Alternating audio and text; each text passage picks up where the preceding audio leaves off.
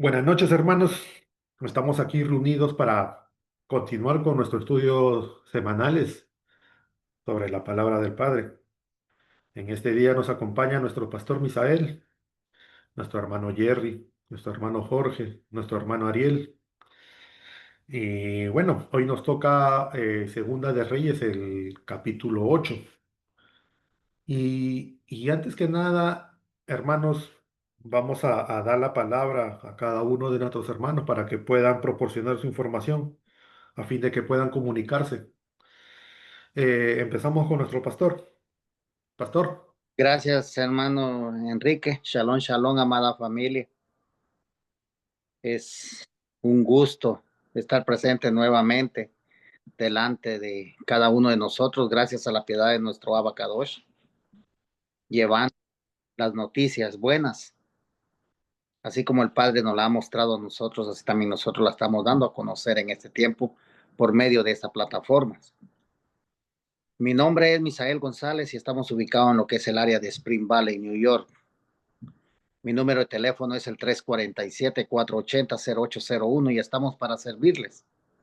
Somos servidores del Eterno y somos una comunidad de creyentes en Yahshua HaMashiach, quien es nuestro Salvador, Redentor y Libertador. Y si usted desea ser parte de esta comunidad, no dude en comunicarse con uno de estos, de mis hermanos, que estamos para servirle. Gracias, hermano Enrique. gracias, pastor, por su información. Hermano Jerry, ten mute. Shalom familia, hoy es un día de estudio, gracias al Eterno, soy para estar aquí y gracias a Él pues también podemos pasar este mensaje, la voluntad del Eterno. Estamos en el capítulo 8 de Segunda de Reyes y esta vez lo trae el hermano Enrique, pero como siempre estamos siempre con el liderazgo del pastor Misael presente, el hermano Jorge y el hermano Ariel. Y su servidor, el hermano Jerry. Estoy localizado en la ciudad de Elizabeth, New Jersey, y mi número telefónico es el 908-249-5430 y roguemos al Padre que nos edifiquemos con su palabra por medio de su voluntad. Gracias, Quique. Gracias, hermano Jerry. Hermano Jorge, Sí, shalom a todos los amigos y hermanos en esta preciosa noche, que el Padre les bendiga grandemente. Eh, Les pedimos que si los amigos o hermanos que miran estos estudios, que nos ayuden a compartir estos mensajes y a la misma vez para que YouTube siga recomendando estos videos que son de edificación para el alma. Tal vez usted no tenga conocimiento, pero si este mensaje llega a sus manos, no es una casualidad. Es un propósito del Padre en su vida. Así que mi nombre es el hermano Jorge, estoy en el área de Spring Valley. Mi número de teléfono es el 914-414-4821. Estoy para servirles y que el Padre les bendiga grandemente. Shalom. gracias, hermano Jorge, por su información. Hermano Ariel, Sí, gracias, hermano Enrique. Shalom, amada familia, personas que van a ver este video. Pues ya hacemos la cordial invitación, como bien ya dijeron mis hermanos. Somos servidores del Eterno y por tal motivo, pues nos encargó eh,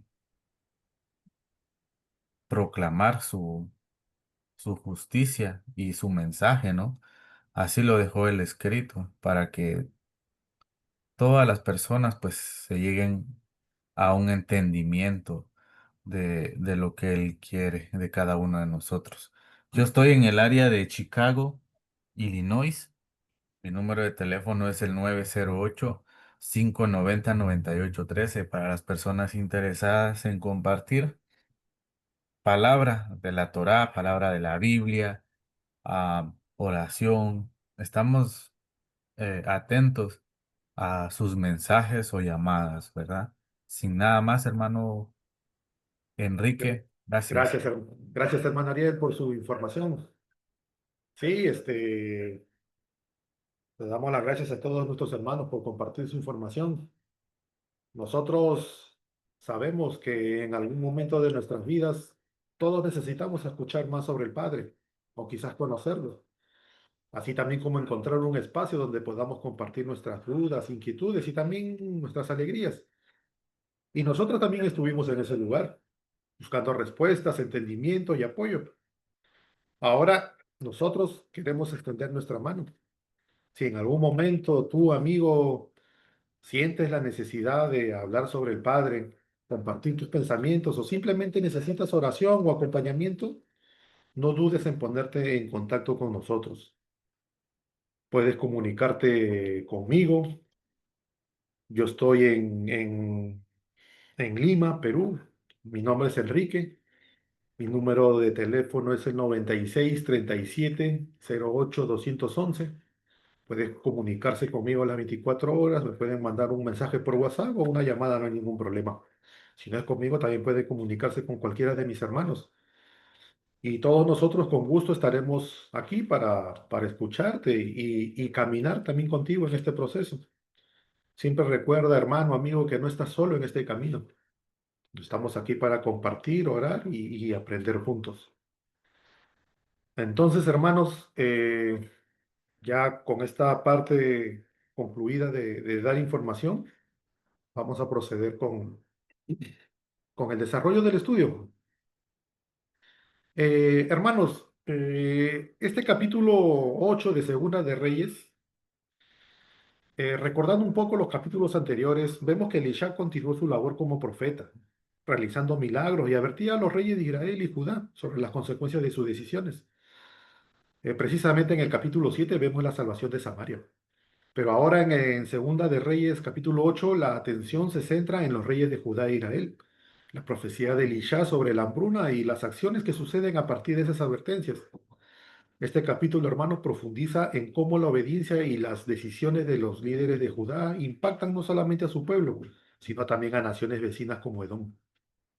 Ahora vamos a ver primero esta parte de los versículos del 1 al 6. Eh, Comentaré en los versículos que correspondan y después abriremos los micrófonos para que mis hermanos puedan complementar. Versículo 1. Elisha había dicho a la mujer cuyo hijo él había restaurado a vida: vete a otro sitio, tú y tu casa, y quédense donde puedan, porque Yahweh ha llamado a la hambruna y estará en la tierra por 7 años.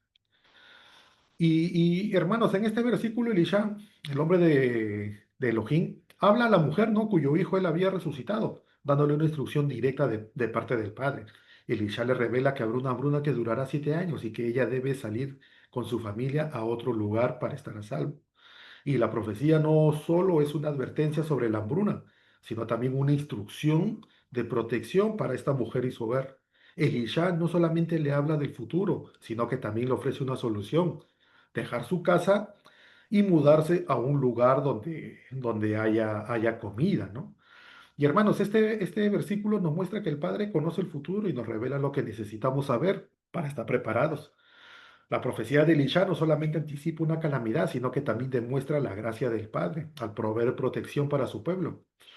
A veces, hermanos, el Padre nos advierte de las dificultades que están por venir, no para aterrarnos ni para asustarnos, sino para prepararnos y protegernos. Y esta es una invitación a escuchar y actuar según su palabra, porque en ella siempre vamos a encontrar cuidado y provisión. Ahora, el tiempo de la prueba no es un tiempo de destrucción, sino de purificación y crecimiento espiritual. El Padre no solamente permite las pruebas, sino que también nos da las herramientas y la dirección para atravesarlas con fe y con confianza en su provisión. Seguimos, hermanos, versículo 2. La mujer se levantó e hizo como el hombre de Elohim había dicho. Ella fue con su casa y se quedó en la tierra de los Filistín por 7 años. Hermanos, en este versículo vemos cómo la mujer sunamita responde sin dudar ni cuestionar las palabras del profeta. Ella no hizo preguntas, no puso condiciones, simplemente obedeció de inmediato.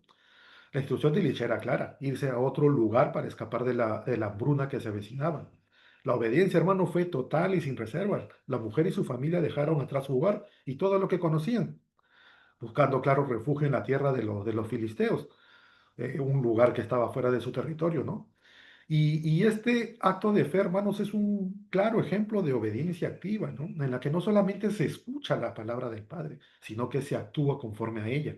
Incluso cuando la obediencia implica, ¿no? Sacrificios que ella tuvo que hacer o por como cambiar el lugar de donde vivía, ¿no?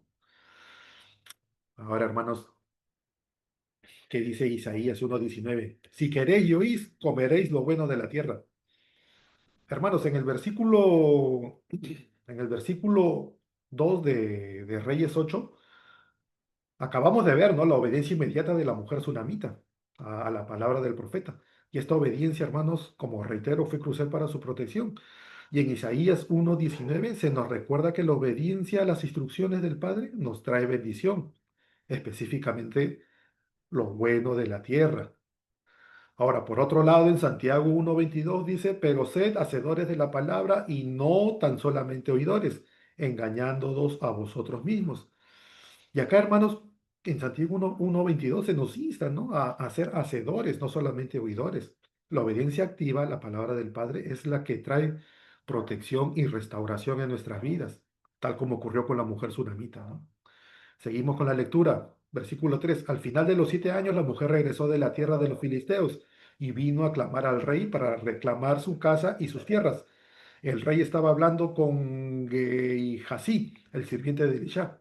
Él dijo, dime todas las grandes cosas que Elisha ha hecho. 5. Cuando estaba diciendo al rey cómo había restaurado un hijo muerto a vida, en ese mismo momento la mujer cuyo hijo él había restaurado a vida, vino al rey con la reclamación de su casa y tierra.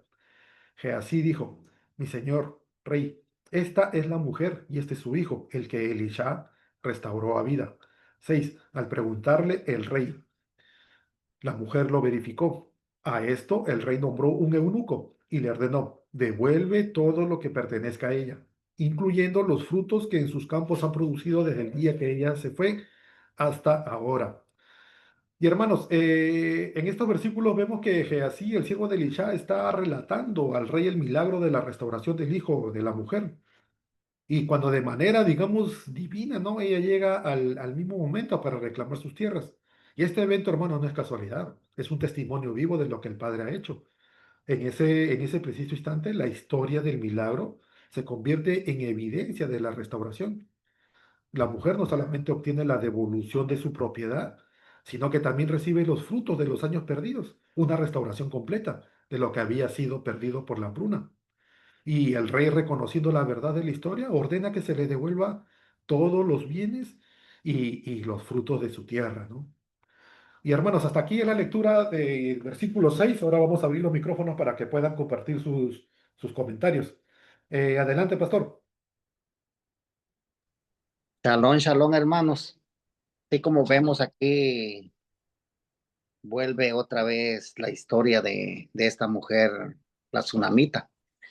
Recuerden que la tsunamita dice que estaba en la tierra de Israel, que había un pueblo llamado Sunem, y en la región mencionada en la Biblia que estaba ubicada en el territorio de la tribu de Isaacar, cerca del valle de Jezreel, al norte del monte Gilboa.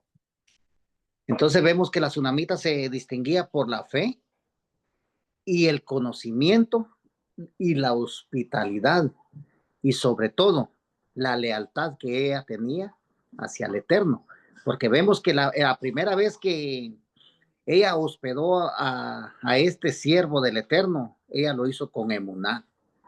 Entonces aquí vemos, hermanos, nuevamente cómo ella surge nuevamente y dice, y habló Eliseo a aquella mujer cuyo hijo él había hecho vivir. Recordemos que ella era anciana ya, no tenía hijos. Entonces Eliseo le dijo, pídeme lo que tú quieres, que yo te lo voy a dar. Entonces ellos vieron la necesidad la que ella tenía de no tener hijos y la complacieron. Aún ella ella le costó creerlo, ¿no? Por la edad que ella tenía. Pero al próximo año le dijeron, tú vas a tener ya un hijo en tus brazos. Entonces, como podemos ver aquí, hermanos, ¿qué es lo que estaba a punto de venir? Era una hambruna grande. Y entonces, por medio de la voz de este profeta, ella obedeció. Pero en la Biblia, hermanos, me llama la atención. Recordemos que en Génesis 12:10 vemos que Abraham descendió a Egipto también por medio que llegó la hambruna a esa tierra. Vemos Isaac en Génesis 26:1 también. Él iba a Egipto, pero el padre le salió en el camino, le dijo, no, tú no vas a ir a Egipto. Entonces se quedó en Gerar, en la tierra de los filisteos. Vemos Jacob con sus hijos, ya su descendencia. También por medio de la hambruna, ellos descendieron a Egipto y ahí es donde ellos se formaron una gran nación. También vemos a Ruth, a Noemí, su esposo y sus 2 hijos, que también ellos por medio del hambre dejaron la casa del pan, que era Belén, y descendieron a Moab. Entonces vemos que estos eventos, hermanos, que estamos leyendo nosotros mayormente en Segunda de Reyes, se está hablando que el pecado aparta las bendiciones de todo ser humano por la desobediencia a los mandamientos, estatutos y decretos, porque recuerden que aquí, por quienes eran gobernadas estas 10 tribus, los reyes eran idólatras y eso lo detestaba el padre. Entonces, hermanos, pero aquí nosotros podemos ver que esta mujer tsunamita, por orden de Eliseo, dice que abandonó la tierra, su casa, y se fue por 7 años fuera de donde ella estaba. Recuerden que esta mujer, según la historia, era una mujer acomodada donde ella vivía, pero a ella no le importó eso. Ella obedecía la palabra del Eterno y dejó todo y salió. Pero pasaron, dice, 7 años. Y esto es lo que a mí me llama la atención.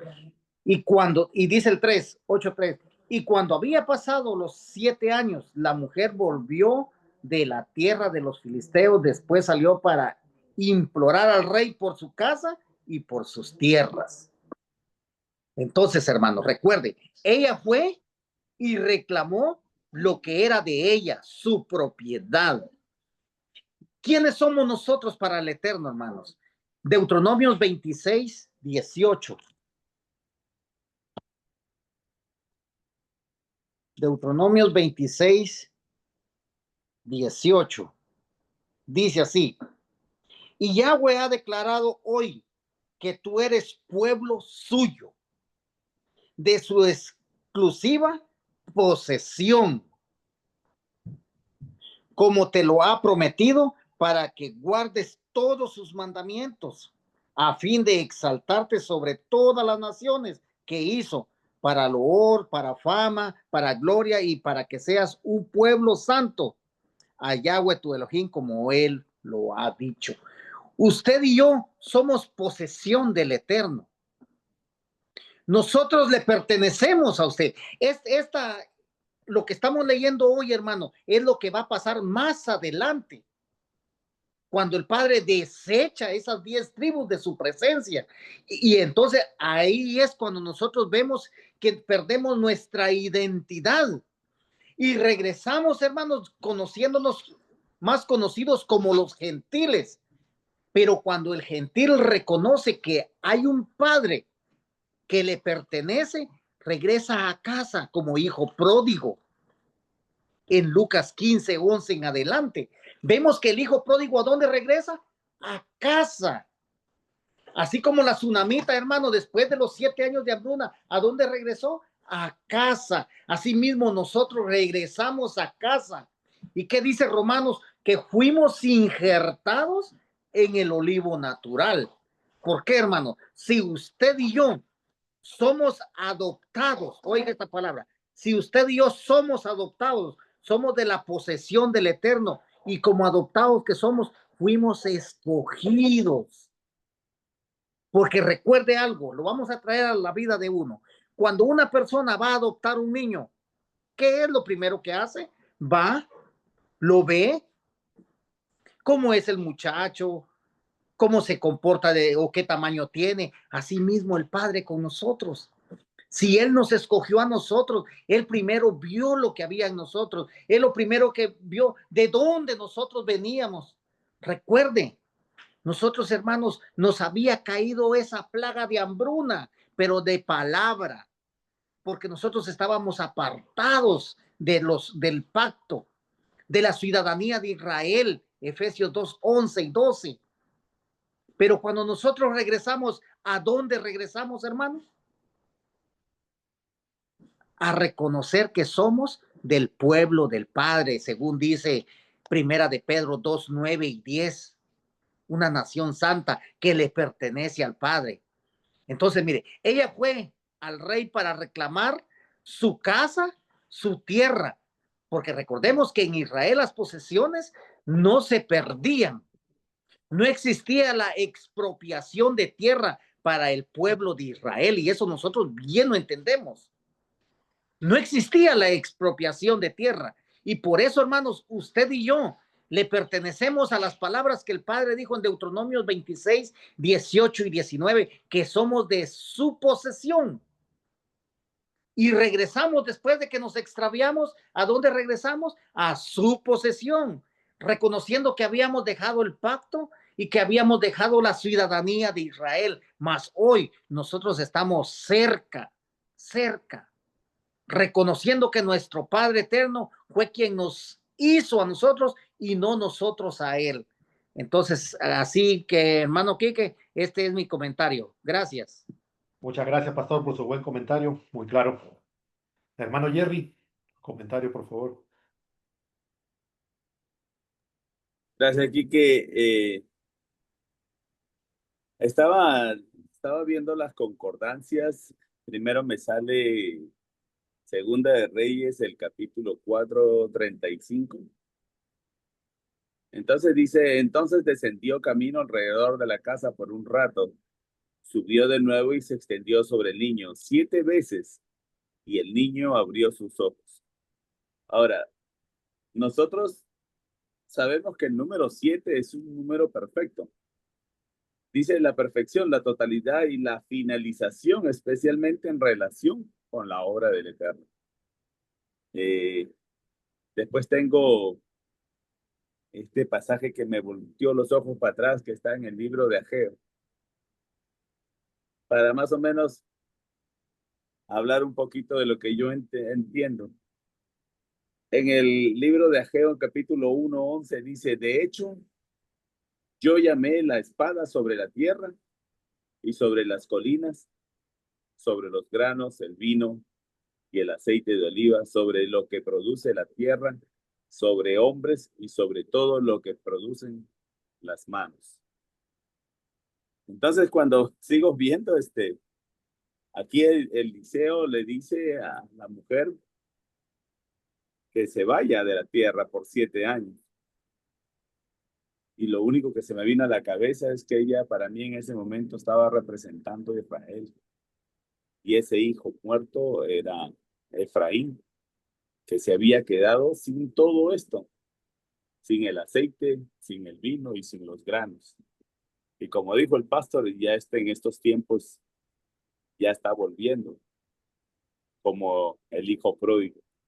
Eso es lo único que se me vino a la cabeza viendo este Ageo 1:11, porque no lo entendía a primera instancia. Y después todavía y es lo mismo, ¿no? Volvemos a este Segunda de Reyes, donde el mismo Segunda de Reyes 4:35, y si lo leo otra vez, dice, entonces descendió camino alrededor de la casa por un rato, subió de nuevo y se extendió sobre el niño 7 veces. Y el niño abrió los ojos. Pero ¿qué pasa? Que después del 7º año viene Shmini Atzeret, donde está la fiesta del Cordero. Acá lo que yo estoy viendo es que es la mujer es Israel y el niño es Efraín, pero todavía estamos estudiando, no estamos en la primera parte, seguro que lo vamos a seguir viendo en el resto del capítulo. Hasta ahí es mi comentario, Quique, gracias. Gracias, hermano Jerry, por su buen comentario. Hermano Jorge.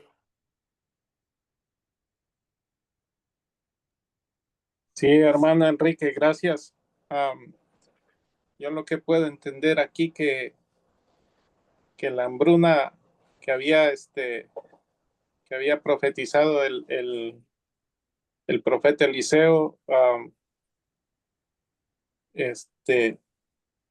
era inevitable, ¿no? Por la idolatría, recordemos que el pueblo, tanto el rey como el pueblo le habían dado la espalda al padre, entonces es parte de la consecuencia de darle la espalda al padre, pero aquí vemos que esta mujer fue obediente, ¿no? Al, a lo que el profeta le dijo, que se fuera. Eh, Ella se va a la tierra de los filisteos por 7 años. Ahora, recordemos que nosotros también estuvimos, anduvimos en el mundo, ¿no? ¿Y por qué? Porque le dimos la espalda al Padre. Ahora, cuando empezamos nosotros a caminar, encontramos que también había hambruna, ¿no? Hambruna de palabras, ¿no? No encontrábamos eh, toda la palabra completa. Entonces, eso nos obligó a alejarnos del Padre, perdimos todo, ¿no? Pero cuando el Padre toca nuestra puerta y entra en nuestra vida, nosotros automáticamente recuperamos todo lo que hemos perdido, ¿no? ¿Por qué? Porque ya el Padre nos mira como hijos, ¿sí? Cuando empezamos a ser obediente a Él nos mira como hijos. Entonces, el Padre mismo se encarga de que lo que nosotros pensamos que habíamos perdido, ahí estaba, ¿sí? Esperando a que nosotros volviéramos. Ahora, cuando nosotros volvemos, el Padre, así como el hijo pródigo, ¿sí? Él regresó y no pidió la posición de hijo, le dijo al Padre, hazme uno como tus criados que tienes. Pero el Padre no lo trató como criado, sino dice que le pusieron vestiduras nuevas, ¿sí? Entonces, muchas veces nosotros pensamos que, que lo que habíamos dejado está perdido, pero en el Padre no se pierde nada, o sea, que nosotros lo abandonamos, simple y sencillamente, pero ahí está esperando el Padre que nosotros regresemos y Él nos recibe con brazos abiertos. Entonces, como dijo el hermano Jerry, sí, realmente yo estoy de acuerdo con él, que esta mujer era Israel y el hijo que estaba muerto, pues éramos nosotros, pues que le habíamos dado la espalda al Padre, pero en su misericordia el Padre nos ha dado una oportunidad más y aquí estamos, hermano. Y esa es una gran bendición que estemos aquí estudiando su palabra. Lo que antes nosotros pensábamos que lo habíamos perdido, no lo perdimos nunca. Nos estaba esperando, simplemente. Eso es todo, hermano.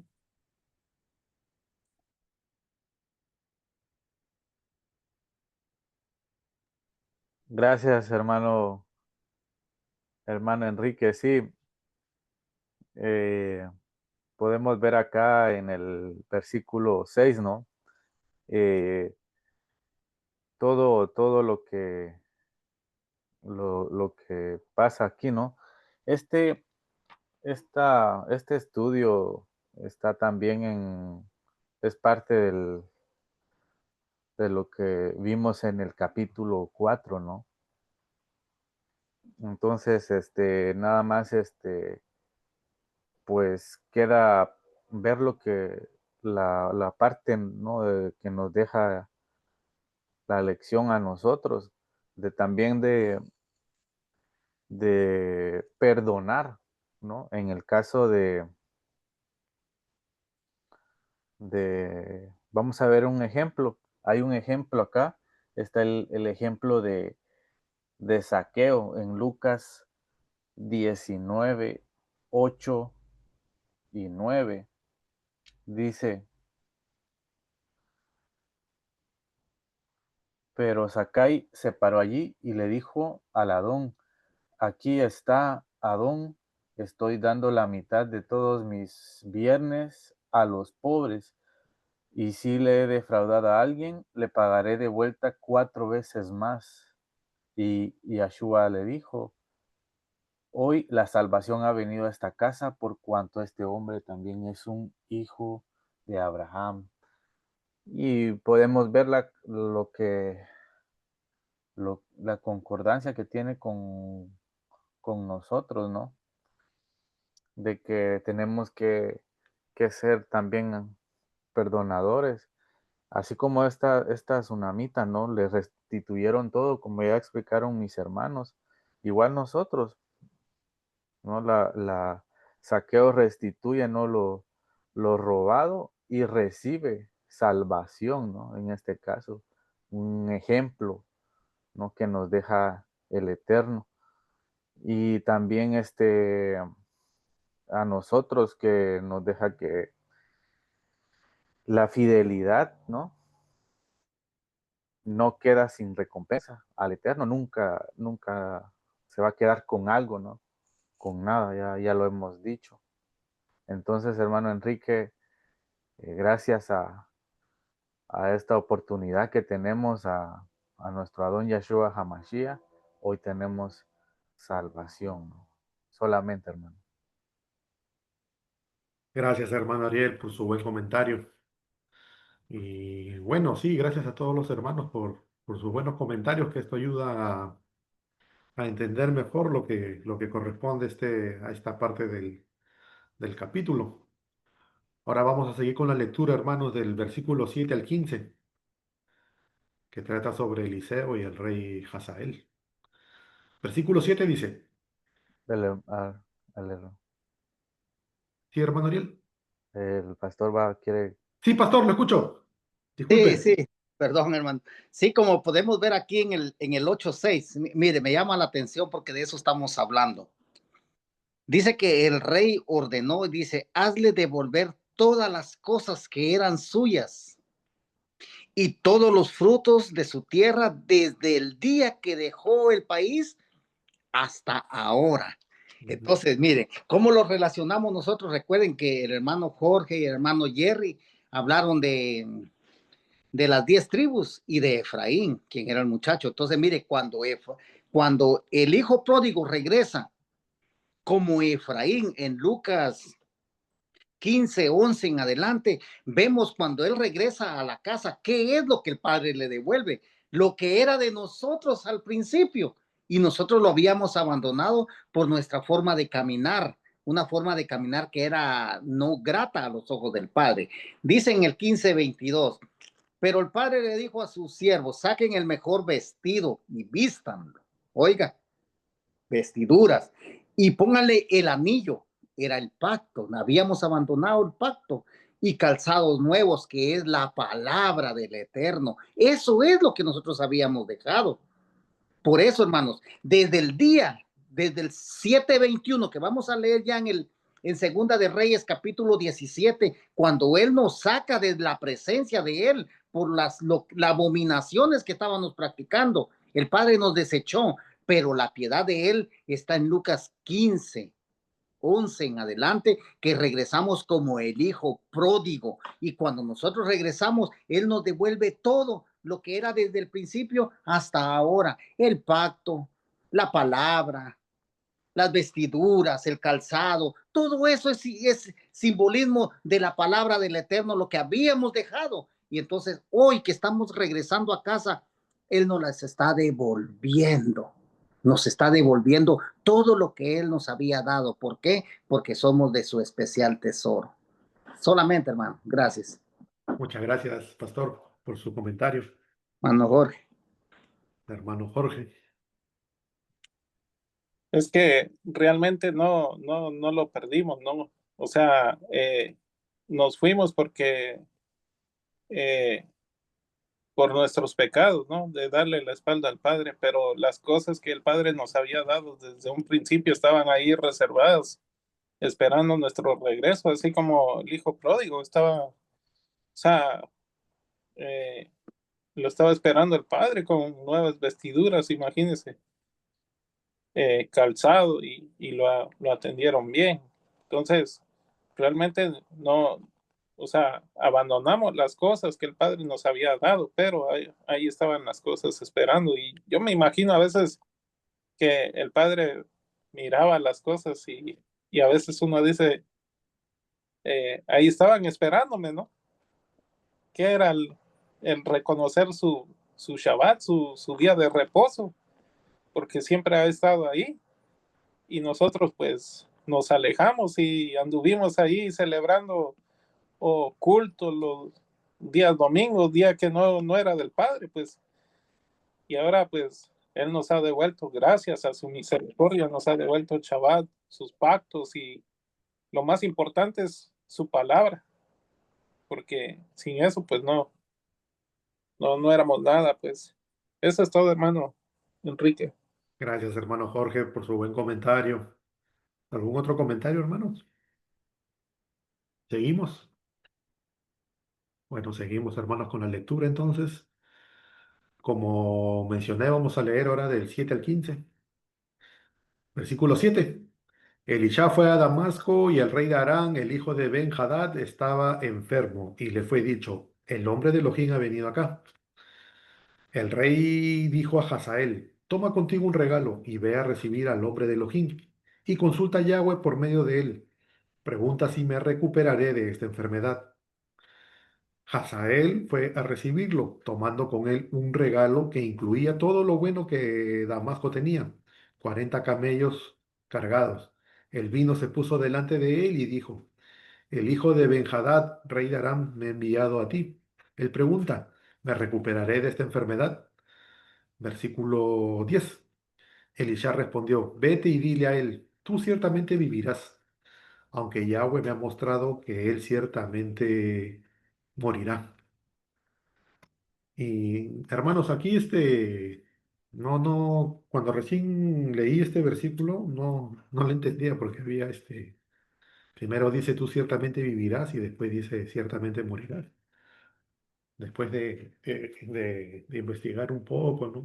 Viendo otra bibliografía, encontré, ¿no? Que, que la declaración de Elisha en este versículo de tú ciertamente vivirás se refiere a que Ben-Hadad no morirá a causa de su enfermedad en ese momento, es decir, no es la enfermedad la que lo llevará a muerte. La enfermedad no lo iba a matar, ¿no? O sea, iba a vivir seguramente por un tiempo más, supuestamente en esa respuesta de ese momento. Aunque la profecía de Elisha también deja en claro que su muerte es inevitable. Y la muerte de Ben-Hadad sucederá, pero no por la enfermedad, sino de una manera que está más allá de su control, ya que el padre ya había determinado que él morirá, ¿no? De una manera distinta.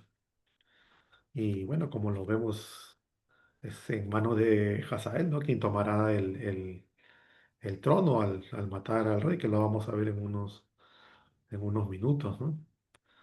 Entonces, en otras palabras, digamos que la profecía no niega la muerte, sino que explica cómo sucederá en su tiempo debido a los planes del Padre. A través de este mensaje, Elisha revela que la muerte de Ben-Hadad está en los planes del Padre, aunque no de forma que el rey podría haber esperado, ¿no? Y bueno, el Padre en su soberanía sabe cuándo y cómo ocurrirán estos eventos, ¿no? Ahora sigamos con la lectura, hermanos. Versículo 11. Entonces el hombre de Elohim fijó la vista en él, por tanto tiempo que Hazael se avergonzó. Finalmente Elisha comenzó a llorar. Y hermanos, en este versículo Elisha, el hombre de Elohim, fija su mirada, ¿no? En Hazael durante un tiempo considerable, lo que provoca una incomodidad en él. Y la mirada profética de Elisha no solamente veía la presencia de Hazael en ese momento, sino que también veía más allá de la superficie, viendo el futuro oscuro, ¿no? Que este hombre tendría para Israel. Y ante esta visión, Hazael se siente observado y expuesto, lo que lo lleva a sentir, ¿no? O experimentar vergüenza. Finalmente, Elisha comienza a llorar, pero no por Hazael en sí, sino por los desastres y sufrimientos que él causaría. Lo que muestra, ¿no? La compasión del profeta ante la realidad del juicio divino.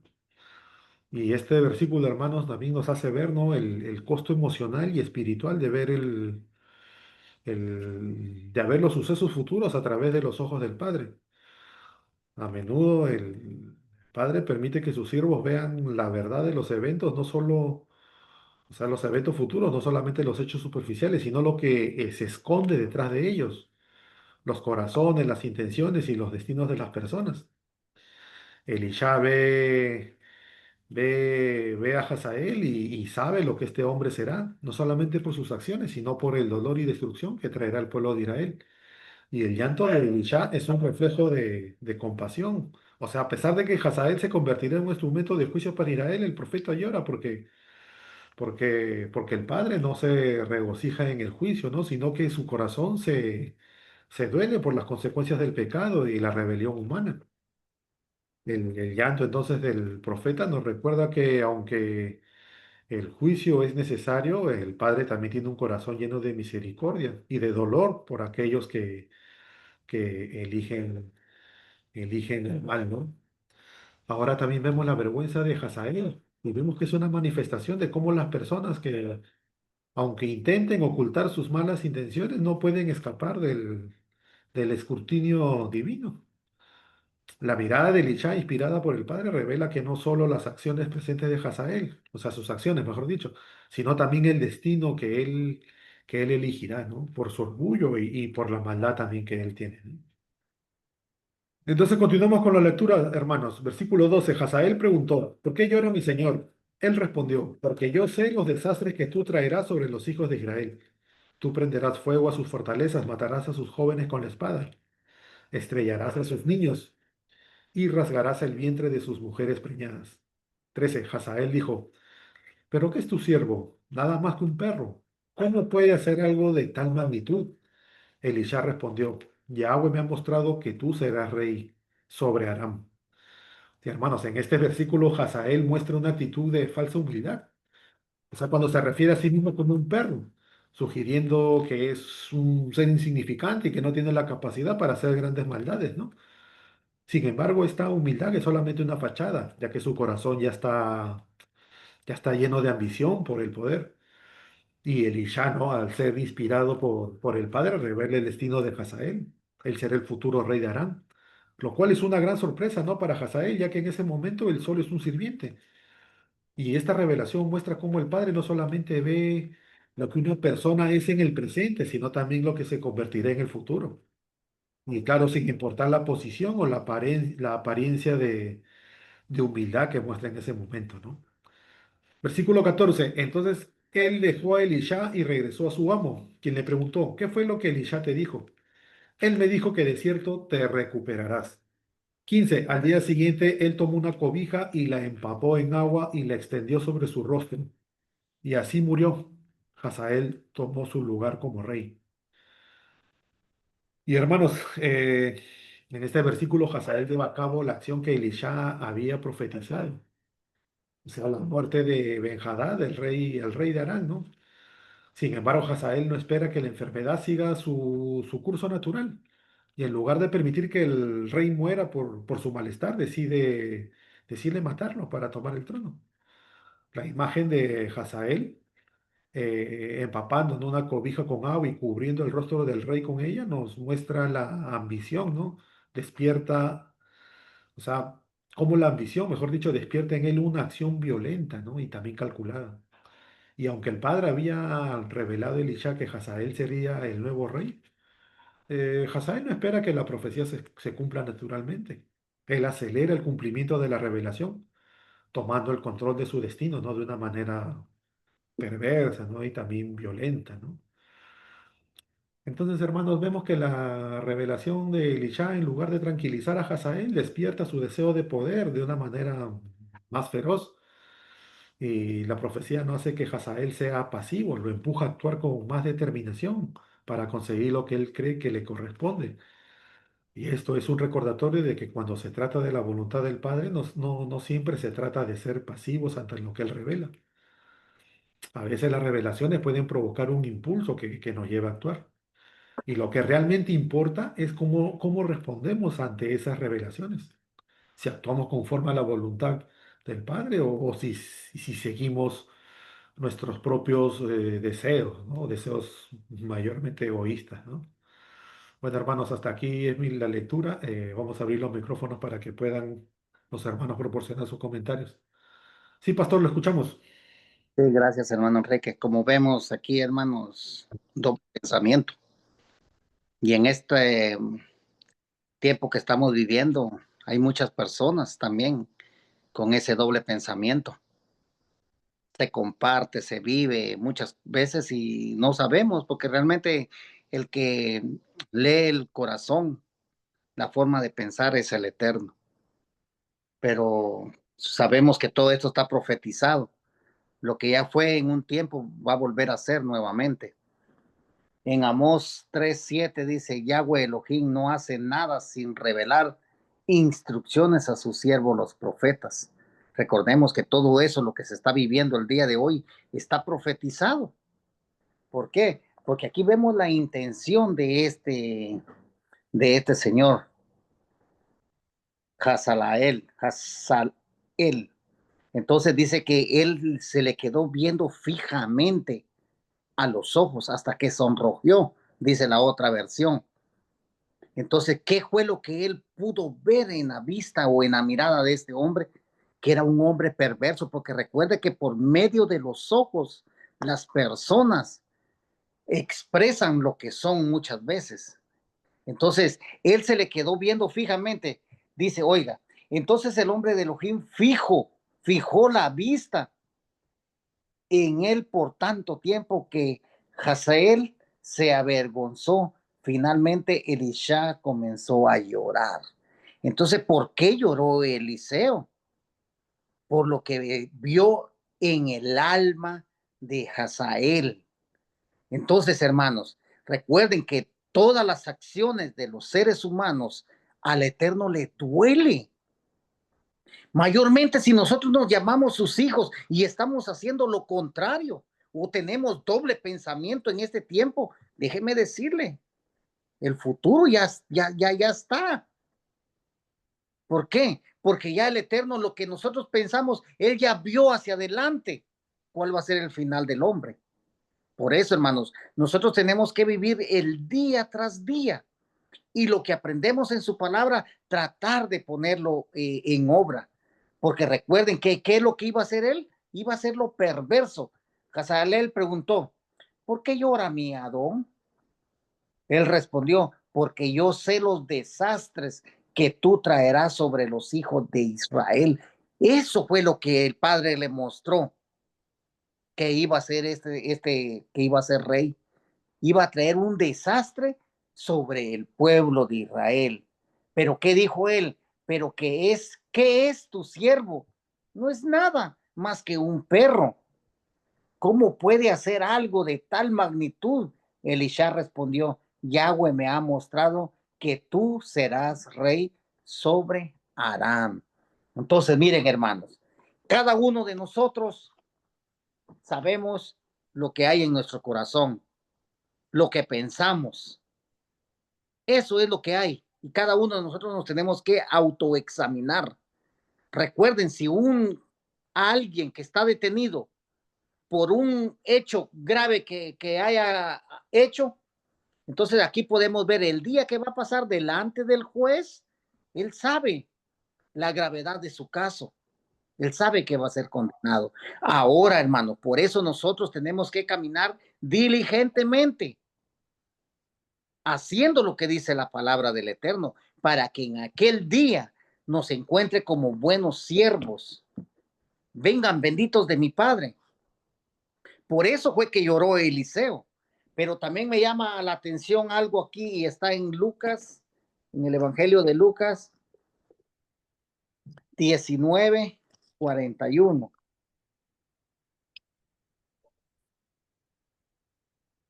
19:41. Mire, ¿qué fue lo que vio Yeshua cuando entró en Jerusalén?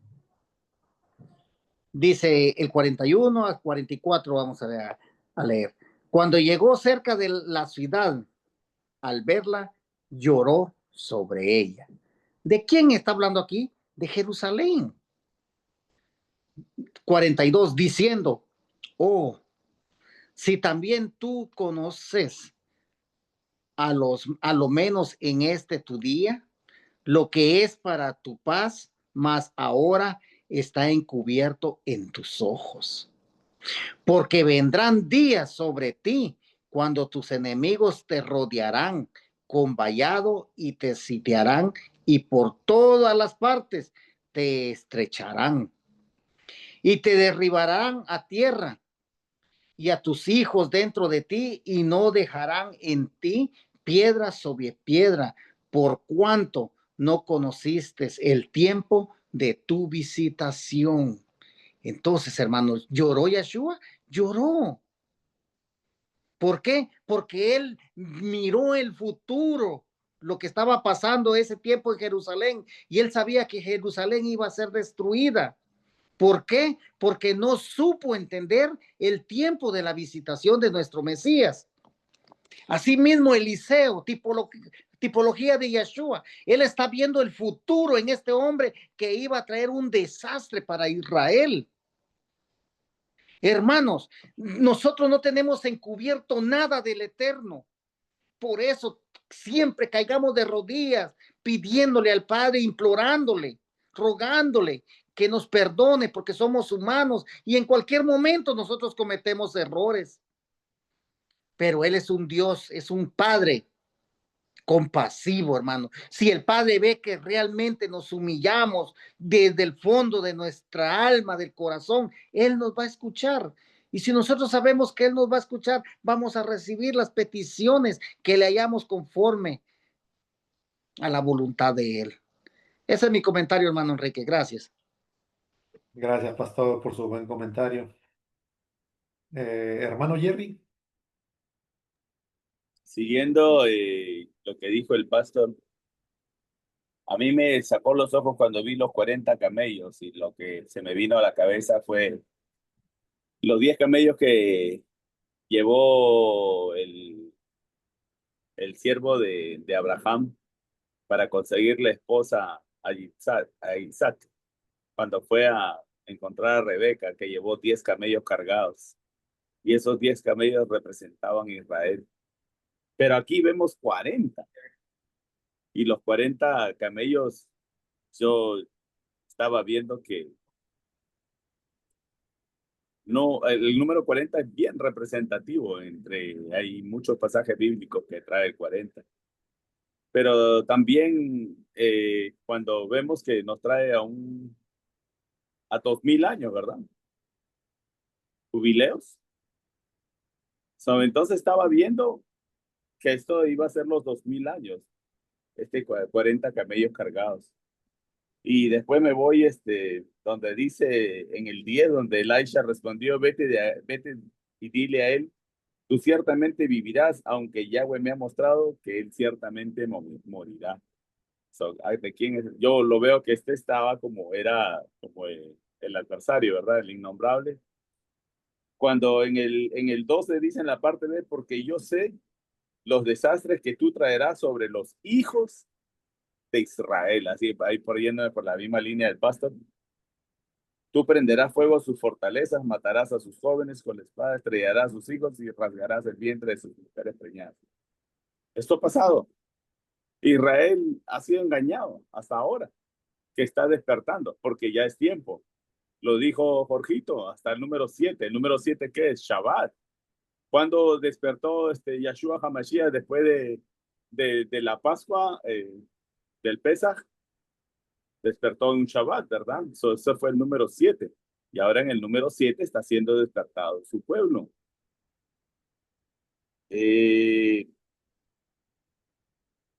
Yo veo esto que después dice, Hazael dijo en el 13, pero ¿qué es tu siervo? Nada más que un perro. Sin Torah, hermano. Ahí no hay Torah, él no tiene Torah. ¿Cómo puede ser algo de tal magnitud? Elisha respondió, y acá confirma, y dice, Yahweh me ha mostrado que tú serás rey sobre Aram. Estaba buscando también el significado de su nombre. Ben, nosotros sabemos que Ben es hijo, y lo que significa su nombre, Jadá,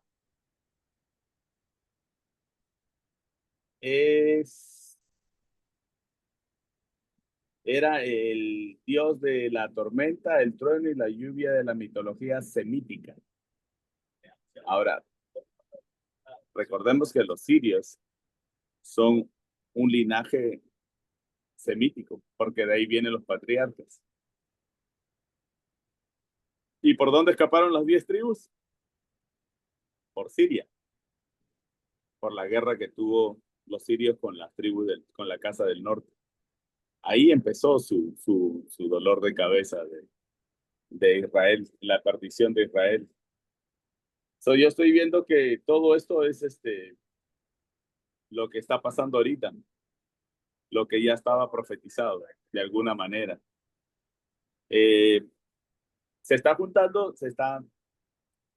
esto se está armando y seguro que ya en la próxima parte yo creo que ya vamos a entender mucho más de todo esto y vamos a entender mejor. Hasta ahí es mi mensaje, mi comentario, Kiki. Gracias, Jerry, por tu buen comentario. Hermano Jorge. Sí, hermano Enrique, yo quiero irme al versículo 12. Dice, entonces le dijo Hazael, ¿por qué llora mi señor? Y él respondió, porque sé el mal que harás a los hijos de Israel, a sus fortalezas, pegar, pegarás fuego a sus jóvenes, matarás a espada y estrellarás a sus niños y abrirás el vientre de sus mujeres que están encinta. Mira lo que dice Oseas 13:16. 13:16 dice, Samaria será asolada porque se rebeló contra su Elohim. Caerán espadas sus niños, serán estrellados y sus mujeres encintas serán abiertas. Y ahí mismo en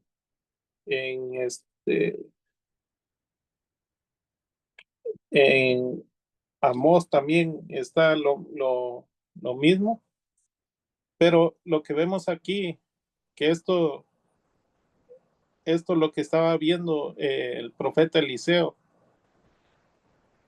es una consecuencia que iba a pagar el pueblo de Israel por haber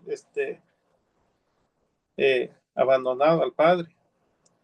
Entonces, el profeta Eliseo, pues, al mirar a los ojos de este hombre, él vio lo que se aproximaba, ¿no? Para el pueblo de Israel. Y por eso él lloró. Igual, nuestro Yeshua HaMashiach cuando dijo, Jerusalén, Jerusalén, que matas a tus profetas. ¿Cuántas veces te quise juntar como la gallina junta sus polluelos? Y no entendiste el tiempo, ¿no? Entonces, imagínese, vemos que el padre, pues le duele, ¿no? Lo que le pasa a su pueblo, pero el pueblo no, no ha tenido, pues, eh, en consideración los pecados que habían cometido desde el rey, que en ese tiempo los gobernaba, hasta todo el pueblo. Entonces, hermano, esto nos habla a nosotros que el Padre se duele de, de lo que nosotros pagamos, las consecuencias de nuestros pecados, ¿no? Porque el Padre no quisiera que nosotros pagáramos las consecuencias de nuestros pecados, pero nosotros mismos decidimos hacer lo malo, porque, o sea, si uno decide hacer lo malo, seguramente que va a pagar consecuencias de eso. Entonces el pueblo así estaba. Y más adelante vemos que este hombre, Hazael, él procuraba siempre el trono, ¿no? De de este rey, Ben, Ben Hadad. Entonces, hermano, Y esto nos lleva a cuando, cuando el rey David siempre esperó el propósito del Padre, ¿sí? O sea, vemos la gran diferencia eh, entre un ejemplo y otro. Vemos que el rey David siempre esperó, a pesar de que ya había sido ungido como rey, esperó que todo se cumpliera a su tiempo, ¿sí? Pero vemos aquí que este hombre, que no es conocedor de, de palabra, vemos cómo él acelera los propósitos, ¿no? ¿Por qué? Porque no esperó a que se muriera este rey, sino que él mismo lo provocó para que se muriera y él tomar posesión de de, del cargo, ¿no? De ser rey. Entonces, hermanos, los propósitos que tiene el Padre con nosotros muchas veces llevan mucho tiempo y tal vez no los vemos cumplir en el tiempo que nosotros pensamos. Pero recordemos que el Padre no llega ni tarde ni después, llega en el preciso momento que Él considera que nosotros ya estamos preparados para recibir lo que Él tiene. Entonces, eh, también eso lo vemos reflejado en nuestra vida, ¿no? ¿Por qué? Porque nosotros estábamos perdidos, ¿sí? Pero Él llegó en el justo momento en que nosotros ya habíamos eh, dicho, yo ya no sirvo para nada. Entonces, en ese momento llegó el Padre a nuestra vida. Entonces, hermano, eso nos da mayor satisfacción, ¿no? ¿Por qué? Porque el Padre tiene el control de nosotros. Así que ese es mi comentario, hermano Enrique. Gracias, hermano Jorge, por su buen comentario. Hermano Ariel. Sí, gracias, hermano. Y también podemos ver acá que la diferencia de todo esto también la podemos encontrar en Jeremías. Permítame leer aquí en Jeremías 17:9. Dice, el, cor- el corazón es más engañoso que cualquier otra cosa y moralmente enfermo. ¿Quién lo puede profundizar? Y es que si usted se da cuenta ahí en la parte de los versículos donde Hazael pues le dice en el 13, ¿no? ¿Pero qué es esto? ¿Pero qué es tu siervo, no? Nada más que un perro. ¿Cómo puede hacer algo de tal magnitud? O sea, en ese momento él pues dice que no y no se mantiene firme en ese momento, ¿no? Y es que el corazón en situaciones de, de presión puede decir mentiras, ¿no? Por eso Jeremías ahí dice, ¿quién puede conocerlo? ¿Quién puede conocer el corazón de cada uno? Por eso el Padre nos dice claramente que permanezcamos firmes hasta el fin, ¿no? Y solo así nosotros lograremos tener ese premio que él nos promete. Porque no es fácil decir voy a llegar hasta el fin o aguantar hasta el final, ¿no? Ya lo hemos leído, sino que lleva su proceso, ¿no? Y cada quien pues pasa su desierto también. Entonces,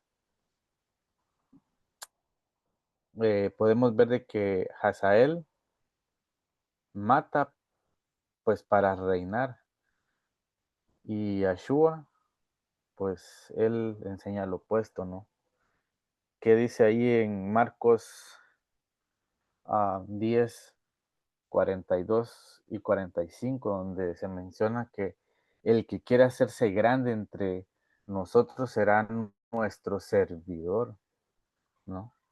O sea, tenemos que ser delante de nuestros hermanos el más pequeño. Cada quien debe hacerse pequeño delante de su hermano. Y eso lo hemos aprendido en la Torah, ¿no?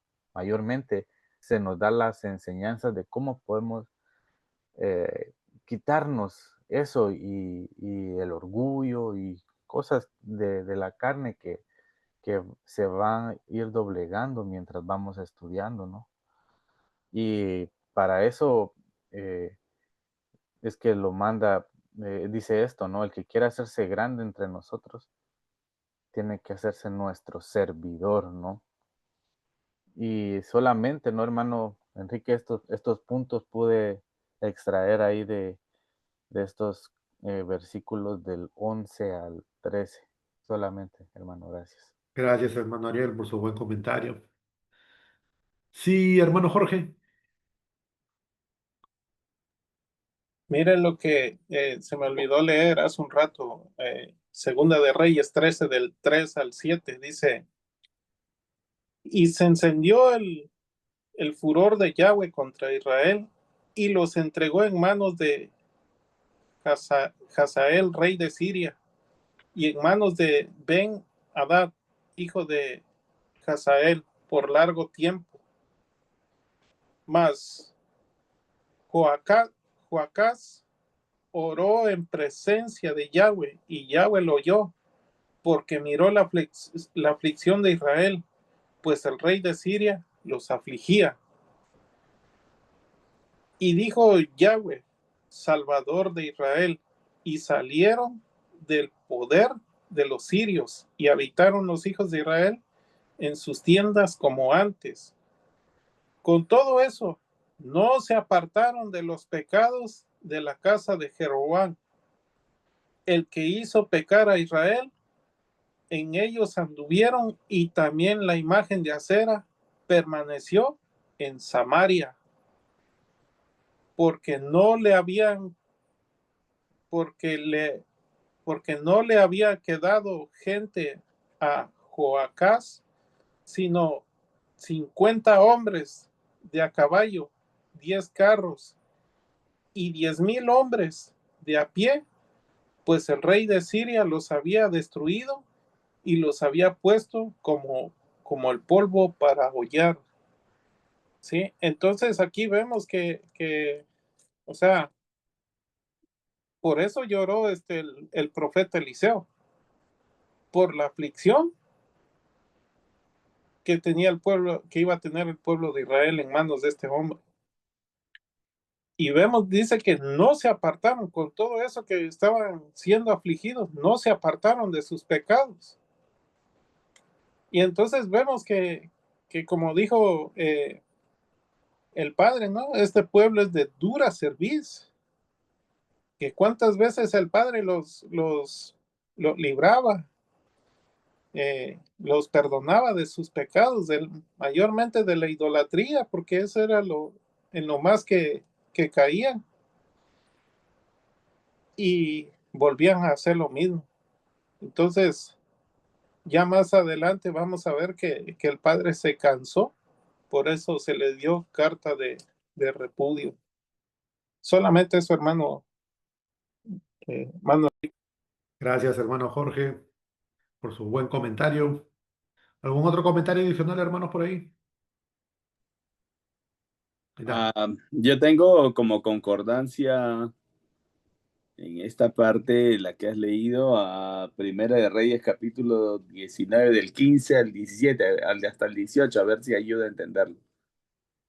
Después dice, Yahweh le dijo, regresa por el camino del desierto de Damasco. Cuando llegues allí, unge a Hazael para que sea rey sobre Aram. Es la primera parte. Dice 16. También unge a Jehu, el rey de Ninchi, para que sea rey sobre Israel y unge a Elisha, Elohim es salvación, el hijo de Shafat, de Abel Mejolá, para que sea profeta en tu lugar. 17 dice, y vendrá a suceder que Jehu matará a cualquiera que escape la espada de Hazael, y Elisha matará a cualquiera que escape la espada de Jehu. En el 18, esta es parte clave con Romanos. Hay otro versículo en el libro de Romanos. Cha, cha, cha, cha. Dice, aún tú dejarás que queden 7,000 hombres en Israel, toda rodilla que no sea doblado ante Baal y toda boca que no la haya adorado. No veo dónde vi esta parte de Romanos, pero ahorita que la encuentre, la vuelvo a compartir, donde dice lo mismo que el 18, que Yahweh no ha separado 7,000 hombres, que no han doblado rodillas ante Baal. So, yo sigo viendo lo que estaba comentando primero por las concordancias. Pero vamos a seguir viendo la última parte. ¿Son 3 partes, no, Quique? ¿O cuántos son? Sí, 3 partes. Ya, y acá ya veo Esta mejor es la, para el comentario final. esta es la última ya. Eso, Quique. Hasta ahí nomás. Sí, gracias, hermano Jerry. ¿Algún otro comentario, hermano? ¿Seguimos? Seguimos entonces. Ahora vamos a leer del 16 al 29, el reinado de Jehoram. Empezamos, hermanos, 16. En el quinto año del reinado de Jehoram, el hijo de Ahab, rey de Israel, mientras Jehoshafat era rey, Jehoram, el hijo de Jehoshafat, comenzó su reinado sobre Judá. Él tenía 32 años de edad cuando comenzó a reinar y reinó 8 años en Jerusalén. 18. Él caminó en la senda de los reyes de Israel, como hizo la casa de Ahab, porque él se había casado con la hija de Ahab. Hizo lo maldito ante los ojos de Yahweh. Y hermanos, acá en este versículo se describe el reinado de Jehoram, ¿no? El hijo de Jehoshafat sobre Yahudá. La razón por la cual Jehoram sigue los caminos de los reyes de Israel y actúa de manera impía es su matrimonio con la hija de Ahab, una figura que representa, ¿no? O es emblemática de la idolatría y la maldad en la historia de Israel. El matrimonio en este caso no solamente representa una unión física entre dos personas, sino una alianza espiritual entre dos linajes, ¿no? Dos casas que comparten la misma idolatría y también rebelión contra Yahweh. Y esta relación con la casa de Ahab contaminó a Jehoram y lo llevó a practicar los mismos actos impíos que habían marcado la historia de los reyes de Israel. Ahora, la conexión con la casa de Ahab trajo idolatría y corrupción espiritual a Judá, que históricamente sabemos había sido más fiel al Padre Yahweh. Ahora, hermanos, este versículo nos muestra la influencia, ¿no?, de las alianzas espirituales en nuestras vidas. El matrimonio como una alianza espiritual no solamente es un vínculo entre dos individuos, sino que implica también una unión de linajes y destinos espirituales. Y Jehorán, al casarse con la hija de Ahab, no solamente unió su vida con una persona, sino que se unió a un linaje de idolatría y desobediencia al padre. Y esta alianza incorrecta no solamente afectó su vida personal, sino también que corrompió el destino espiritual de toda la nación de Judá. Entonces, hermanos, este versículo nos llama, ¿no?, a examinar nuestras propias relaciones y ser conscientes de que las conexiones que establecemos pueden influir en nuestra vida espiritual. Unirnos a personas, a sistemas o valores que están en contra de los principios del Padre puede desviarnos de su camino y arrastrarnos hacia la corrupción espiritual. Y hermanos, la enseñanza es clara, ¿no? Nuestras relaciones deben estar alineadas con la voluntad del Padre para que podamos vivir en bendición y también poder plasmar la obediencia hacia Él, ¿no? Seguimos con la lectura, hermanos, versículo 19. Sin embargo, Yahweh no estaba dispuesto a destruir a Yahudá por su siervo David, porque le había prometido darle a él y a sus hijos una lámpara encendida para siempre. Y hermanos, este versículo es significativo, ¿no? Porque muestra cómo la gracia del Padre trasciende incluso trasciende, ¿no? los fracasos humanos. Y a pesar de que Jehoram, el rey de Yahudá, caminó en caminos de maldad y de idolatría, Yahweh no destruyó a Judá debido a la promesa que hizo o que había hecho a David. Y la promesa de una lámpara encendida para siempre es un símbolo del linaje de David, ¿no? Y más profundamente de la continuidad del plan divino a través del cual el Mashiach, descendiente de David, traería la salvación al mundo. Y ahora, a pesar de la corrupción y el pecado de los reyes posteriores, el Padre mantiene su fidelidad al pacto que hizo con David, demostrando que la gracia del pacto no depende de las fallas humanas, sino de su fidelidad eterna. Y la lámpara encendida representa la presencia de Yahweh, ¿no? Y la esperanza continua a través de la línea de David. Entonces, hermanos, continuamos con la lectura. Versículo 20 dice, durante su tiempo, Edom se rebeló contra Yahudá y puso su propio rey. En respuesta, Jehorán cruzó a Zair con todos sus carruajes. Toda la noche, él y los comandantes de sus carruajes atacaron Edom, quien lo había rodeado. Después el pueblo huyó a sus tiendas. 22. No obstante, desde ese día, Edom ha permanecido libre del dominio de Yahudá. Libná se rebeló al mismo tiempo. Y hermanos, en estos últimos tres versículos vemos, ¿no? Que aunque el padre Yahweh no destruye a Yahudá por su pacto con David, vemos que el pecado tiene consecuencias, ¿no? Consecuencias directas, ya que vemos que Edom, que era un reino vecino, se rebeló contra el dominio de Judá y estableció su propio rey, lo que significa que Yahudá perdió el control sobre Edom.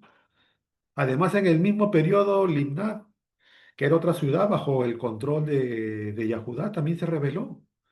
Y esto es un símbolo, ¿no? De cómo la corrupción interna en el liderazgo de Judá resultó en pérdida de influencia y autoridad sobre los pueblos cercanos, a pesar de que el pacto de Yahweh con David sigue vigente, la desobediencia y la idolatría en el reino de Judá provocaron que las naciones vecinas desafiaran su autoridad, reflejando, ¿no? Cómo el pecado siempre va a traer consecuencias, ¿no? Entonces, hermanos, ¿qué dice Amós de 1 y 12? Así ha dicho Yahweh, por tres transgresiones de Edom y por cuatro no revocaré su castigo, porque persiguió a su hermano con espada y destruyó su ternura, su ira desgarró sin cesar y guardó su enojo perpetuamente. Y hermanos, ya hemos visto, ¿no? En este versículo que Edom se rebela contra Judá, ¿no? Un acto que muestra cómo la rebelión externa refleja la debilidad interna. Y Edom, como se menciona en Amós, que acabamos de leer en el 11 y 12, tiene una larga historia de enemistad con Israel y Judá. Y su rebeldía es vista, ¿no? Como un castigo del Padre por sus propias transgresiones, ¿no? Bueno, hermanos, sigamos con la lectura. 23. Y el resto de los hechos de Jehoram y todos sus logros están escritos en los anales de los reyes de Yahudá. Jehoram durmió con sus padres y fue sepultado con sus padres en la ciudad de David. Y Ahazía, su hijo, tomó su lugar como rey. 25. eh, 25, esto del AS significa año en la edad contemporánea, si no me equivoco. 885, 884 fue el de duodécimo año de Jehoram, del hijo de Ahab, rey de Israel, que Ahazía, el hijo de Jehoram, rey de Yahudá, comenzó su reinado. Ahazat era de 22 años de edad cuando él comenzó a reinar y reinó por un año en Jerusalén. El nombre de su madre era Ataliyahu, la hija de Omri, rey de Israel. 27. el camino en la senda de la casa de Ahab, él caminó en la senda de la casa de Ahab, hizo lo maldito ante los ojos de Yahweh, como había hecho la casa de Ahab. Y hermanos, aquí este versículo vemos, ¿no? O describe, mejor dicho, el reinado de Ocosías, hijo de Jehoram, en Judá. La frase "él caminó en la senda de la casa de Ahab" indica que Ocosías siguió el mismo camino de su padre Jehoram, y por lo tanto también repitió los errores y las prácticas impías en la casa de Ahab. Y Ahab era conocido por su idolatría y también su maldad ante los ojos del padre, ¿no? Y la casa de Ahab representa una generación corrupta, cuyo pecado no solamente afectó a los reyes, sino también a las generaciones posteriores. Al decir como había hecho, el versículo muestra que el mal era parte de un patrón establecido en el linaje, no simplemente actos aislados. Lo que subraya o muestra cómo los errores espirituales y las malas decisiones pueden ser transmitidos de generación en generación. Continuamos, hermanos, con la lectura 28. Con Jehoram, el hijo de Ahab, él fue a la guerra contra Hazael, rey de Aram, en Ramot Gilead, y los aramí hirieron a Jehoram. 29. El rey Jehoram regresó a Israel para ser sanado de sus heridas, las cuales los aramí le habían infligido en Ramá, mientras peleaba contra Hazael, rey de Aram. Ahazía, el hijo de Jeroham, rey de Yahudá, fue a visitar a Jehoram, el hijo de Ahab, en Gilgal, porque él estaba enfermo. Y bueno, hermanos, hasta aquí concluimos con la tercera parte. Ahora vamos a abrir los micrófonos para que los hermanos puedan compartir sus comentarios y así entender mejor esta parte. Adelante, pastor. Sí, gracias, hermano Enrique. Como vemos, hermanos, que aquí el pecado que se mueve es el pecado de la idolatría, ¿no? Algo que ante los ojos del Eterno es maldito. Vemos cómo la idolatría, hermanos, es como la plaga. Cuando cae en un sembradío, arrastra con todo. Entonces aquí podemos ver cómo ya este de Judá ya se corrompe también. Por eso dice que nosotros no tenemos que hacer alianzas con alguien que no tiene nuestra misma emuná, porque aquí vemos que esta hija de Acab, vemos cómo corrompe a este rey. Entonces la casa de Acab, como usted bien lo dice, lo dijo, hermanos, simboliza la idolatría hasta este día, porque vemos cómo esas tribus, cuántos años pasaron. El padre mostraba su furia contra ellos y aún ellos no hacían caso, se rebelaban todo el tiempo. Pero lo que yo veo aquí que de la tribu de Yahudá, él tuvo piedad, porque dice el 19, con todo eso, Yahweh no quiso destruir a Yahudá por amor a David, su siervo, porque había prometido darle lámpara a él y a sus hijos perpetuamente. ¿Desde dónde está profetizado eso? Desde Génesis 49:10. Vemos nosotros, hermanos, que aquí dice, no se apartará el cetro de Yahudá, o sea, la autoridad de Yahudá, ni el legislador de entre sus pies hasta que venga Silo. Ya él obedecerá a los pueblos. ¿A quién es Silo? Es Yahshua, Yahshua Hamashiach. Él es la lámpara que está hablando aquí, la luz que iba a venir al mundo. Recordemos que las 10 tribus se van al exilio. No también la tribu de Yahudá, pero la diferencia que a las 10 tribus les dieron carta de repudio, en cuanto a Yahudá no. ¿Qué pasó? Ellos regresaron después de 70 años, regresaron nuevamente.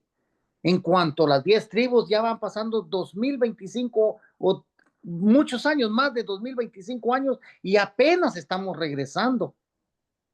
Entonces aquí nosotros podemos ver, hermanos, que dice, no quiso destruir a Yahudá por amor a David.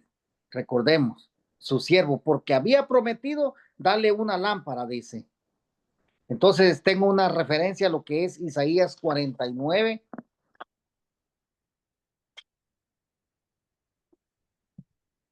Isaías 49:6.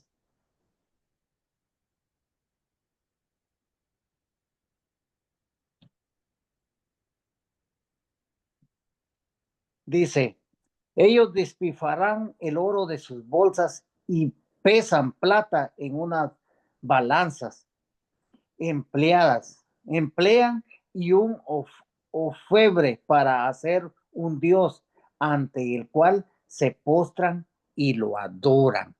Obras de las manos que el Padre no permite que hagan, hermanos. Pero eso lo leí antes de lo que yo quiero leerles, que es el 49:6, y dice así. Él ha dicho, oiga, él ha dicho, ¿quién? El Eterno. Es gran cosa que tú seas mi siervo para establecer las tribus de Jacob y recuperar la dispersión de Israel. Yo te he dado a ti por pacto a un pueblo. Yo también te haré luz para las naciones, para que mi salvación, oiga, Yahshua, se difunda hasta los confines de la tierra. El 46 dice que por hacer imágenes y adorar imágenes nos sacó de la presencia, pero hay una lámpara que es Yahshua HaMashiach, es la salvación, y a él correrán los pueblos. ¿Qué pueblos? Nosotros, que estamos regresando de todos los países. Hay alguien que nos está viendo y ese es nuestra salvación, que es Yahshua HaMashiach. Y a él tenemos que correr. A él se postrarán los pueblos, porque lo voy a leer nuevamente. Él ha dicho, ¿quién? Él, el Eterno. Es gran cosa que tú seas mi siervo para establecer las tribus de Jacob y recuperar la dispersión de Israel. Yo te he dado a ti por pacto a un pueblo. Yo también te haré luz para las naciones, está hablando de nuestro Mesías, para que mi salvación se difunda hasta los confines de la tierra. Y estamos regresando, hermanos, gracias a nuestro Abacadosh. Y si estamos regresando, todo pensamiento perverso, en el nombre poderoso de Yahshua HaMashiach, sean atados, hermanos. Si en el pasado nosotros practicamos cosas que al Padre no le agradaban porque eran malditas ante los ojos de Él, que sea Él por medio de su espíritu desechándola y tirándola al fondo del mar para que no vengan a nuestra vida, a nuestros hijos. Y en el nombre poderoso de Yahshua HaMashiach, hermanos, reprendemos toda maldición generacional de en medio de nuestra descendencia, nuestros hijos, hijas, nietos, nietas, hasta las 1000 generaciones, como dicen los mandamientos, y los guardamos y los hacemos. Ese es mi comentario, hermano Enrique. Gracias. Gracias, pastor, por su buen comentario. Hermano Jerry. No sé para dónde empezar, ya el pastor dio tremendo final. No dejó nada. Lo dijo muy bonito. Tengo unas concordancias aquí. Lo voy a leer respecto a este capítulo 8, donde está el libro de Jeremías, capítulo 17, versículo 9, dice, el corazón es más engañoso que cualquier otra cosa. Algo de esto comentó también Ariel. Y moralmente enfermo, dice, ¿quién lo puede profundizar? Pero en el 10 dice, escucha, yo, Yahweh, escudriño el corazón y pruebo las motivaciones internas para dar a todos de acuerdo a sus caminos y de acuerdo al fruto de sus diseños. Ay, ay, ay, ay, ay. Fuertísimo, ¿verdad? Después Mateo 26. Mateo 26 también es concordancia para este capítulo del 33 al 35. Dice, este pasaje es bien conocido. Y yo nunca perderé la fe en ti, Kefa respondió Pedro. Aunque todas las pierdan, Yahshua le dijo, sí, en verdad te digo que esta noche, antes de que el gallo cante, me habrás negado 3 veces. Kefa respondió, aunque tenga que morir contigo, yo nunca te negaré. Y todos los talmidín dijeron lo mismo.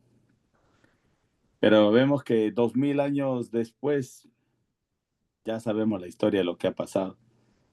Y tenía que despertarse en el Shabbat, porque el Shabbat cada 7 años se rompe en un Shemitah, se rompen cadenas también. Y recordemos que Yahshua volvió en un jubileo, porque se rompió muchas cosas y todo está supuesto a volverse a su punto. Y ahora después de 40 camellos cargados, que son 2000 años, entonces ahora es el tiempo perfecto para que todas las cadenas se rompan. Y como lo dijo el pastor, ya es hora de que el pueblo ha despertado. Y de verdad no somos los únicos, estamos regados por todos lados. Si abrimos el internet, nos vamos a dar cuenta que en todo el mundo hay un grupo mesiánico que cree en Jesús. Y todos ellos, y hasta los mismos hermanos judíos, se van a asustar la cantidad de hermanos judíos que ya están creyendo en Jesús como el Mesías. Entonces, ahora, ¿qué hubiera pasado si los hermanos judíos hubieran reconocido a Jesús como Mesías cuando Él estuvo en la tierra? Ya nosotros no hubiéramos estado, pero el Padre en su misericordia, en su plan perfecto, nos dio el chance de volver. Y justo también va a ser en un jubileo, después de 2000 años, que se está cumpliendo ahora, ¿no? En el libro de Génesis, un poquito para atrás, capítulo 27-40, versículo 40, dice: vivirás por la espada y servirás a tu hermano, pero cuando te liberes, escucha, pero cuando te liberes, sacudirás su yugo de tu cuello. Ahora ahí está. Y esto es lo que ha pasado ahora. El Padre está liberando a Israel del yugo de su hermano. Entonces aquí ya empezamos 2 casas, la casa del norte, la casa del sur, y aquí el Padre va a regalar va a recomponer todo lo que Israel había perdido de un comienzo. Y así serán 2 casas, sur y norte, 2 reinos, va a ser un solo reino en la mano del Eterno. Muy bonito estudio, Quique, gracias. Bonitos comentarios. Gracias hermano Jerry por su buen comentario. Ahora sigamos con el hermano Jorge.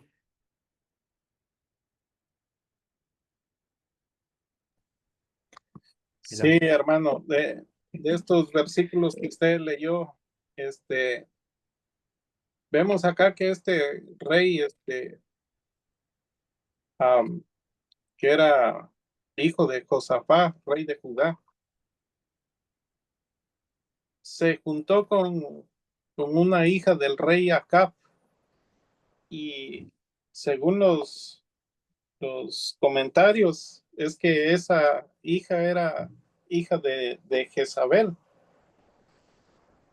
Eh, y ahí vemos que cómo la corrupción continuaba, ¿no? Porque al ser hija de Jezabel, pues no tenía una buena enseñanza, sino que recordemos que Jezabel era idólatra. Entonces, hay un versículo que dice que ¿cómo dice? Las malas amistades echan a perder los buenos hábitos. Entonces vemos aquí que al juntarse con esta mujer, este rey también fue inducido a hacerlo malo, ¿no? Ahora, dice que anduvo en el camino de los reyes de Israel, como hizo la casa de Acab, porque una hija de Acab fue mujer e hizo lo malo ante los ojos de Yahweh. Entonces, recordemos que este rey también hizo lo malo, pero el 19 dice: con todo eso, Yahweh no quiso destruir a Judá por amor a David. Y porque recordemos también que del linaje de Judá venía el Mashiach. Entonces era un pacto que ya se había hecho anteriormente, ¿no? con David, que siempre iba a permanecer uno de su linaje. Ahora, más adelante vemos que todos esos pueblos que estaban alrededor de Judá también se rebelaron contra Judá. En el tiempo de David, David los había mantenido al margen, ¿no? Incluso pagaban tributo a Israel, pero perdieron la autoridad a causa del pecado. Hermano, esto de la idolatría no nada más es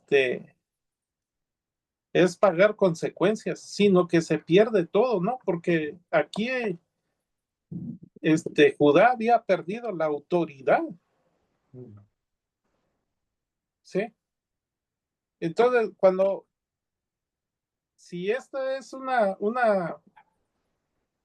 ciudad o un estado, vemos cómo se había perdido la autoridad, ¿no? Entonces, hermano, cuando una persona, un hogar o un matrimonio cae en ese pecado de idolatría, el hombre viene a perder la autoridad. ¿Por qué? Porque aquí vemos que Judá Judá perdió la autoridad porque estaba en pecado. Entonces, vemos que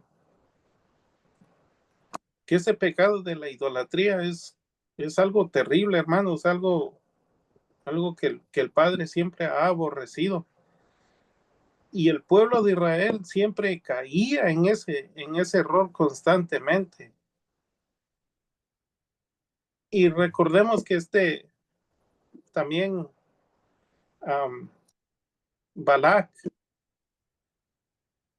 mandó a traer a Bilán para maldecir al pueblo, pero aunque no prosperó lo que él quería hacer, pero dejó sembrado algo, que dice que con las mujeres,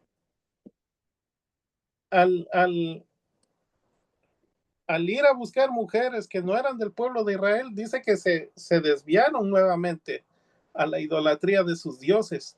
Entonces aquí vemos otra vez lo mismo, con una mujer que es del linaje de Acab, este rey cae en idolatría y por lo tanto paga consecuencias terribles.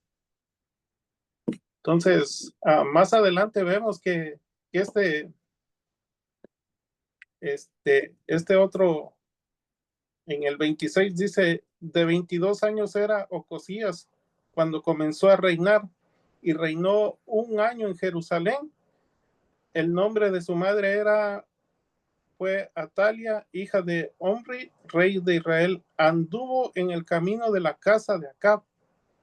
Otro más que hizo lo malo también. Entonces dice que más adelante dice Jeroboam, hijo de Acab, fue a Ramot de Galad contra Hazael, rey de Siria, y los sirios hirieron a Jeroboam. Y mire, o sea, perdieron las batallas. ¿Por qué? Porque el Padre no estaba con ellos.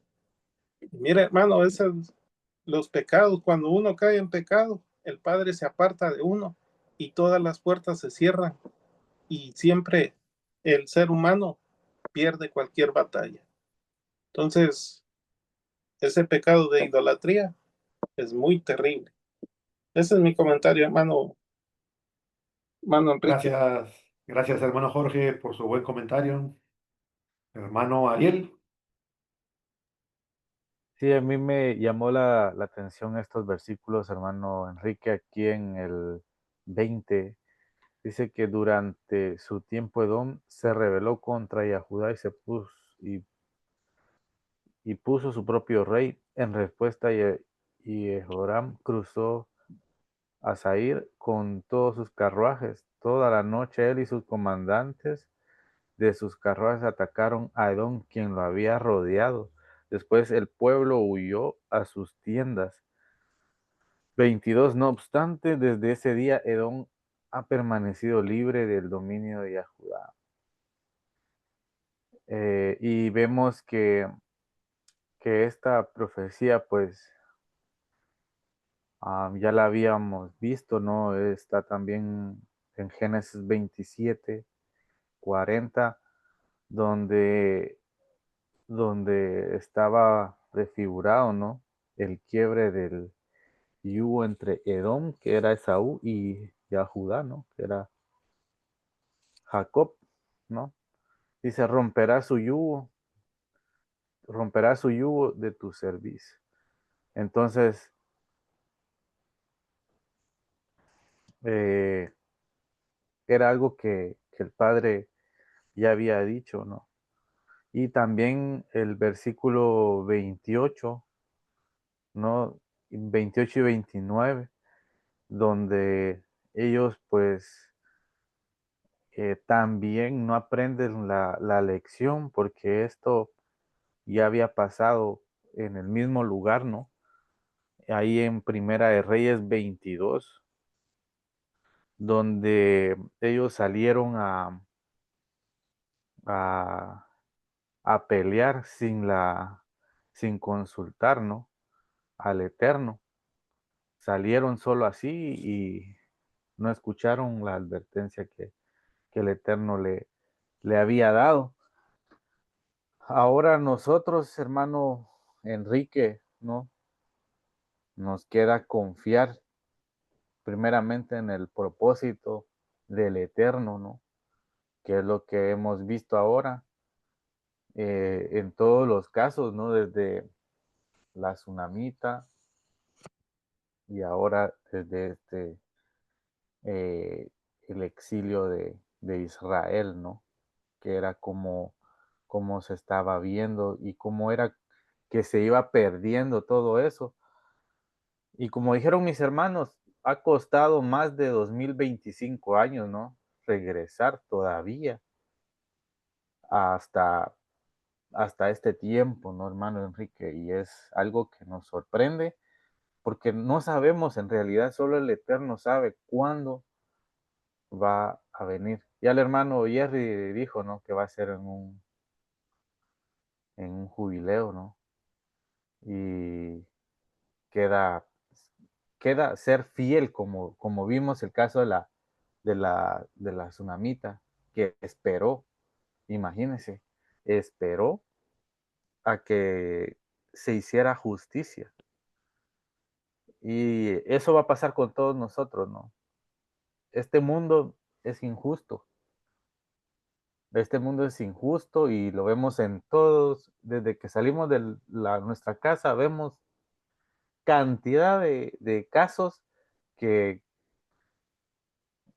solo el Eterno, hermano, tiene el control de todo esto, de nuestras vidas también.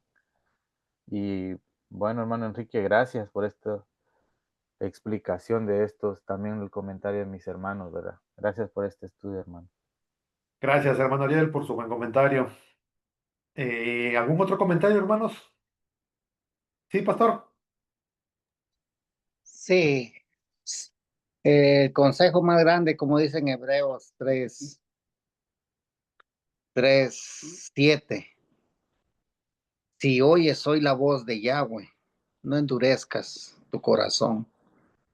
Entonces, como vemos, tenemos que tener esa emuná de la tsunamita y obediencia y saber escuchar, como dice, si oyes. Entonces, ella escuchó la voz del profeta Elisha y salvó su vida, porque la hambruna que iba a venir, ¿no, hermanos? Igual como en el libro de Amós 8, 11 y 12 dice que va a venir hambre también. La gente tambaleará de norte a sur, no buscando pan para comer ni agua para beber, sino la palabra del Eterno. Entonces, la obediencia trae bendición, hermanos, pero sobre todo tenemos que saber escuchar la voz del Eterno y no endurecer nuestros corazones. Gracias, hermano Enrique, por este buen estudio que trajo usted y los comentarios de cada uno de mis hermanos. Gracias. Gracias, pastor, por su buen comentario y también a todos mis hermanos que gracias a sus comentarios permiten entender mejor lo que trata este capítulo, ¿no? Desde diferentes puntos de vista. Creo que ya no hay ningún comentario. Eh, ¿Nos regalaría una oración final, pastor, por favor? Sí, gracias. Sí. Amén. Oremos, pongámonos en reverencia, dándole gracias a nuestro Abacadosh por esta oportunidad que nos ha dado nuevamente. Bendito eres tú, Yahweh, nuestro Elohim, Rey soberano del universo. Elohei de Abraham, de Isaac y de Jacob, nuestro Elohe y Padre eterno. En esta hora, Padre, agradecido estamos delante de su presencia, porque usted nos ha permitido una vez más, Padre, estar con mis hermanos juntos en armonía, Padre, estudiando su palabra que es viva y es eficaz. Nos habla, Padre, cómo tenemos que caminar, cómo nos tenemos que comportar como hijos suyos. Padre eterno, por favor, si hay algo dentro de nosotros que evita el crecimiento espiritual, le pido por favor, con temor y temblor, Padre, sáquelo en medio de nosotros, en medio de la congregación, en medio de todo su pueblo de Israel, para que nosotros podamos crecer, Padre, en su palabra, en emuná, en conocimiento, en sabiduría y en entendimiento, Padre. Solamente eso usted lo puede hacer en nosotros, Padre. Cambiar y transformar nuestra mente, nuestros corazones, Padre, por medio de su palabra. Gracias le damos, Padre, por la vida de nuestro hermano Enrique, Padre, quien trajo el estudio de esta noche, Padre. Bendígalo a él como a nosotros, mi Rey amado, con sabiduría, entendimiento y conocimiento espiritual y aumente nuestra emuná. Gracias, Abacadosh, por este momento, Padre, en el cual encontramos una exquisitez delante de su presencia. Nos deleitamos también en su palabra, Padre eterno, porque por medio de su palabra nosotros adquirimos virtud y emuná para comportarnos delante de usted, Padre eterno. Bendiga también nuestros hogares, nuestros matrimonios, nuestros hijos, nuestras hijas, la descendencia que aún nosotros no conocemos, se la presentamos. Por la viuda, el huérfano, el necesitado, pedimos piedad, Padre. Por mi hermana Romy también, mi rey. Ponga shalom en su corazón, por favor, Padre. Que ella sepa que ella no está sola, sino es usted quien nos acompaña en todo momento, Padre eterno. Así también por mi tía Elsa América de León López, Padre. Ponga shalom en su corazón.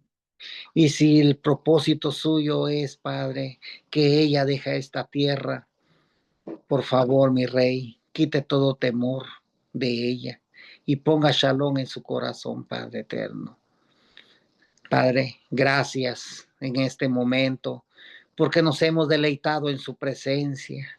Hemos tenido una estadía, Padre, muy agradable y que esa estadía siga siendo placentera en cada uno de nosotros y en los hermanos que nos van a escuchar, Padre, y que la plenitud de los gentiles vengan y los reconozcan a usted, Padre, como su único Adón y Salvador, porque lo que habíamos dejado ahí está todavía para el que quiera regresar.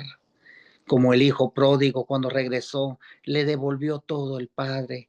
Y eso somos nosotros, que estamos regresando. El Padre todo nos lo está regresando, Padre. Gracias. Estamos agradecidos con usted. Y ahora que vamos a descansar, Padre, vamos a dormir. En Shalom nos vamos a acostar, en Shalom vamos a dormir.